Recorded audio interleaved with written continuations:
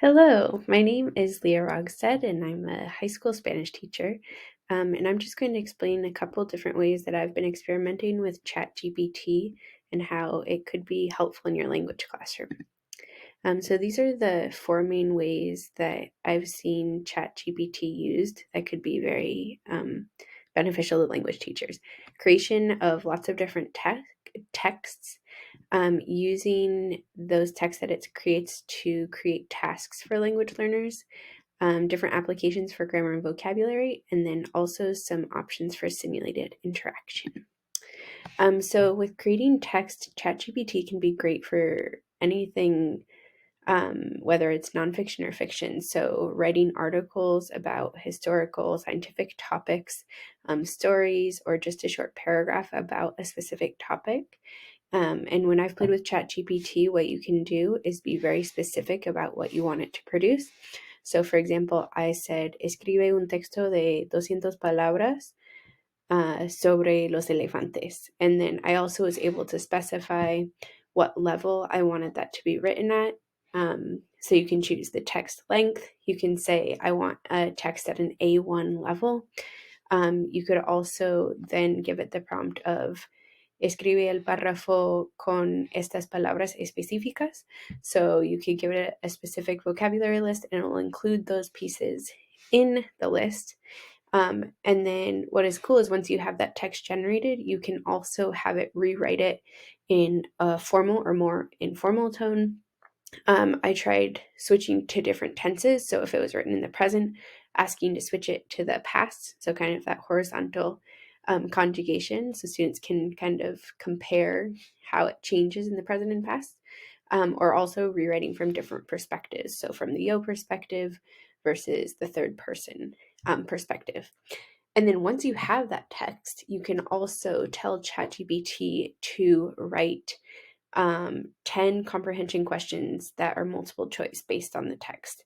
True or false, close activities with specific vocabulary, or more open-ended comprehension questions. And you can also ask specifically that they integrate more critical thinking and not just rote memorization of the text.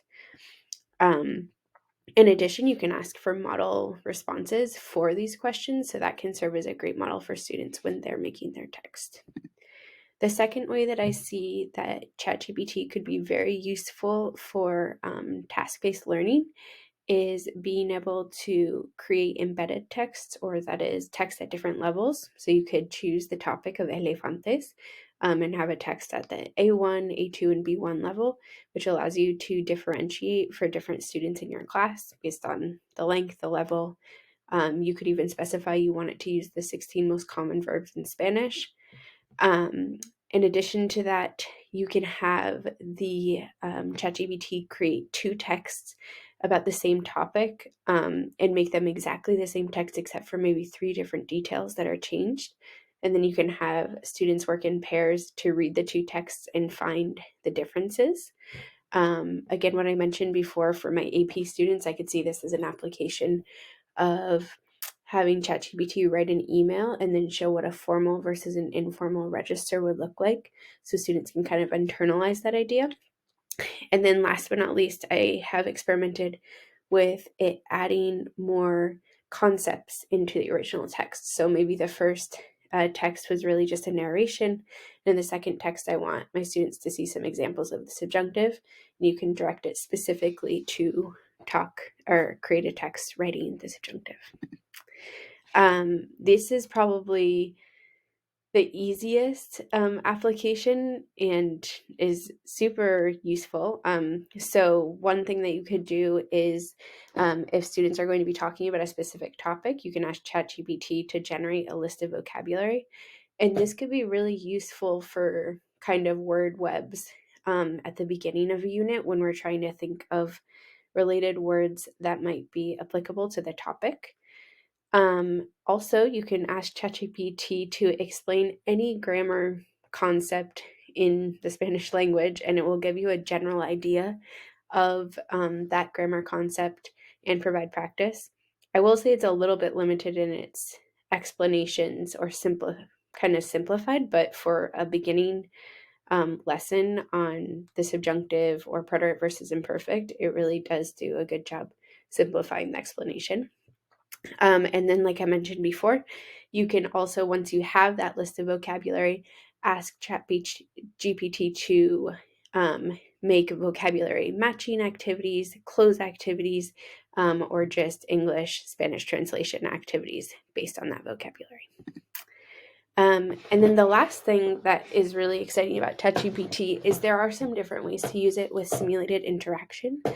So you can ask ChatGPT to practice chatting with you in Spanish about baseball or about Monet or about chocolate cake, and it will start talking to you in Spanish and ask you some conversation questions, which can be pretty amazing because when you're doing that conversation, you can ask for ChatGPT to correct any grammatical errors in your conversation and explain what was wrong. And I tried that and made some intentional errors, and it would answer my question, continuing the conversation, and then below that put any grammar errors it saw and why it was wrong. So I see this also useful for students in class. If we're practicing a text, maybe they could put their text into ChatGPT and get some immediate feedback on some basic grammar. Obviously, this doesn't work if the errors are pretty incomprehensible. So a human is definitely still a lot more advanced in doing this kind of work. But I think it could give students some more immediate feedback. And then you can also ask ChatGPT to make your language more natural. So instead of kind of the anglicismos that students tend to use, it'll help students level up in their vocabulary or in their syntax. And then last but not least, for especially those younger students, you can ask ChatGPT to write a dialogue about all different contexts, like in the restaurant or literally any context, and it will generate a little dialogue about that, which could be great for contextualizing vocabulary. And then last but not least, I think this presentation would not be complete without mentioning some of the questions and concerns around ChatGPT. Obviously, just like when other tools have come out in the past, it's really thinking about how we can use this as a tool and not a crutch in the classroom, and educating students about how it can be helpful to learn new vocabulary and analyze their writing, and get some models, but also it doesn't take the place of the process of learning a language. And then my bigger concern is about kind of bias with the language and the content that's generated, because while it's super convenient to get texts that are created by this system that are leveled in a way that would take me hours to do, there's still a level of implicit bias that we have to be aware of and really read those texts and decide what context are they coming from. And that's my other concern is kind of how are we going to ensure that our texts are modeling a real context in the real world and the discourse communities that our languages come from. But overall, I think this could be a really interesting way to experiment with your students and see if it can be helpful. All right, thank you.